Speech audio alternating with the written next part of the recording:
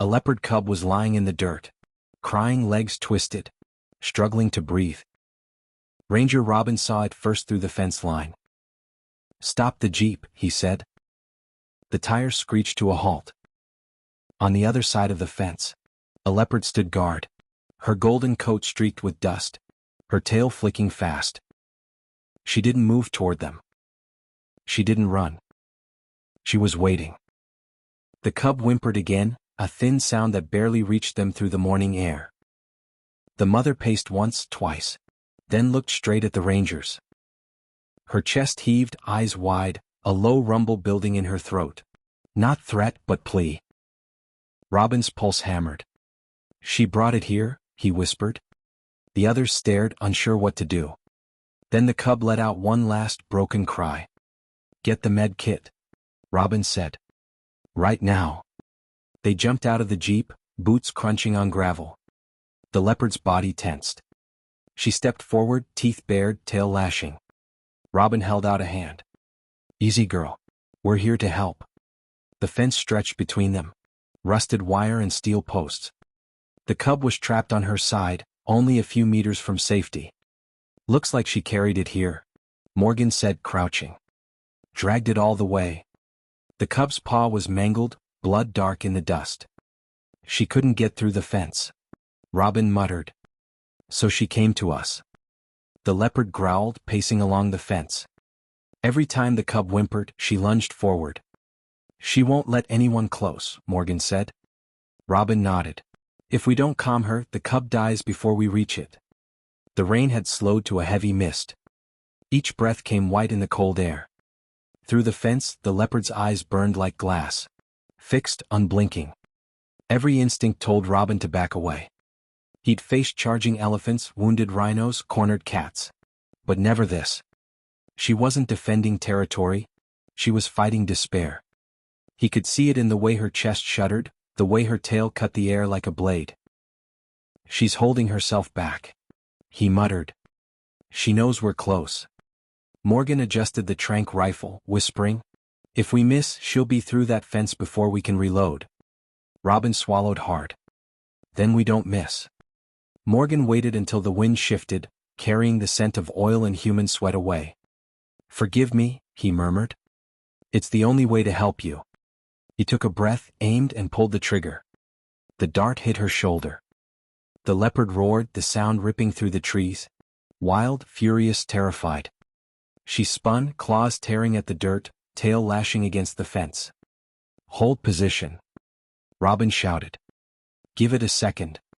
The leopard staggered once, then again. Her muscles trembled. Her breath came out in heavy bursts. Finally, she dropped to her knees beside the cub, her head still lifting weakly as if refusing to surrender. "Move!" Robin barked. The rangers ran. Wire cutters snapped against the fence, sparks flying where metal met metal. "Check the pulse," he ordered. Morgan knelt, pressing his glove against her shoulder. "Still breathing. She's going under." Robin dropped beside the cub. Its chest rose shallowly, tiny breaths whistling through its nose. Blood soaked into the sand beneath its paw. "Easy now," Robin whispered. "We've got you." He slid his hands under the cub's belly. The little body was limp, warm, too light. Its paw, twisted, deep gash cutting across the bone, made him wince. "Pressure bandage," he called. Morgan tossed the roll. "Got it?" They wrapped the wound, layer after layer, the cub flinching each time. Its eyes blinked open once. Unfocused but alive. The cub's breathing hitched, shallow but steady. Robin exhaled hard, rain dripping from his chin. "He's still with us." They worked fast, securing the last wrap. The mud around them had turned to sludge, streaked red where blood mixed with water. Morgan adjusted the bandage, glancing at Robin. "That'll hold till the vet gets him back." Robin nodded, brushing his hand gently over the cub's head. "You did good, little one." For a brief second, the world felt still. Just the hiss of rain and the faint tremor of life under his palms. "Crates ready?" Evan called from behind. They slid the cub inside, patting it with an old tarp. Robin knelt, hand lingering on its side. "Hang on, you're almost home." Then, faintly, the earth vibrated beneath them. A deep hum rolling through the mud. The sound wasn't thunder. It was her. A soft rumble. "She's moving," someone warned. Robin turned. The leopard's paw twitched. Her ear flicked. "Sedative's wearing off," Morgan said. "Then we're out of time." They lifted the cub gently, sliding it into the crate. The latch clicked shut. "Back. Go," Robin ordered. The men pulled away just as the mother's eyes opened fully. She raised her head, blinking through the blur, her muscles twitching. Her body swayed, but she tried to stand anyway. The Jeep's engine roared. The leopard let out a guttural sound. Half growl, half cry. And took one weak step forward before collapsing again beside the fence. Her eyes locked on the crate. Robin froze for a moment, meeting her gaze through the wire. No anger. Just something that looked like grief. Then the Jeep lurched forward, tires spitting dirt. Behind them, her call rose once more. Low, trembling, fading into the hills until only the wind remained. 2 days later, the cub lay bandaged inside a small enclosure at the rescue center. Its paw was wrapped tight, chest rising slowly but steadily.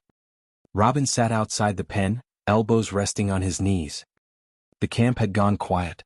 Just the hum of the generator and the chirp of crickets in the grass. The cub stirred once, nose twitching. It sniffed the air, blinked, then settled back down. "You fought hard, tiny fighter," Robin whispered. He leaned back against the post, exhaustion heavy in his bones. For the first time in days he let himself breathe. Then, a sound. Low, deep, and distant. He froze. The men nearby straightened. "You hear that?"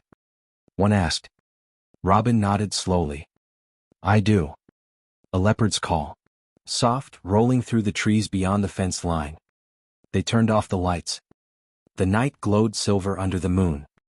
Robin stepped out of the gate, scanning the forest beyond. His flashlight swept the darkness, then stopped. 2 golden eyes reflected at him from the tree line. The mother. She stood still, her body half in shadow, tail swaying slowly behind her. "Sir," a guard whispered. "Should I fire a warning shot?" Robin shook his head. "No. Don't move." The leopard didn't growl. She didn't advance. She just stood there watching. Her eyes flicked toward the enclosure where the cub lay, then back to him. Calm, alert, searching. For several minutes, neither moved. Then from inside the pen the cub whimpered, soft, unsure. The mother answered instantly. A low rumble rolled across the ground, steady and warm. The cub responded again, this time quieter. Not afraid. Robin felt his throat tighten. "She came back," he whispered. The leopard blinked once, slow and deliberate, then sat down, still watching. Her muscles relaxed, her breathing evened out. Finally she rose, turned toward the trees, and began to walk. Each step was silent, graceful, certain. At the edge of the forest she stopped and looked back one last time. Then she disappeared into the dark. Robin stood there long after she was gone. By sunrise the forest was still again. Robin stood by the fence where she'd been. The grass was flattened where her paws had pressed into the earth. "She waited here all night," Morgan said quietly. Robin nodded.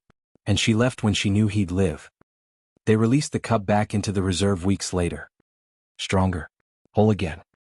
The crate door opened. The little leopard bounded into the tall grass. Then stopped, nose lifting to the wind. From somewhere beyond the trees, a shadow moved. The mother leopard had come. Her eyes locked onto her cub instantly, instincts guiding her through the tall grass. Slowly, carefully she approached. The cub twitched, then padded toward her. Side by side they walked together, moving through the grass as if nothing had changed. The rangers watched quietly as the two disappeared into the forest. No roar, no fear, just the silent pull of family. Robin smiled. She got what she came for. They walked back toward camp in silence. Behind them, the forest shimmered under morning light. Morgan broke the quiet. "You ever think about why she didn't just take him somewhere else?" Robin nodded. "Because she knew where Mercy lived." He stopped once more, glancing back at the fading trail. "There's wild in us too," he added. But maybe the difference is, we get to choose what kind. The wind carried the sound of birds waking, a soft rustle through the leaves. Robin smiled faintly. She chose trust.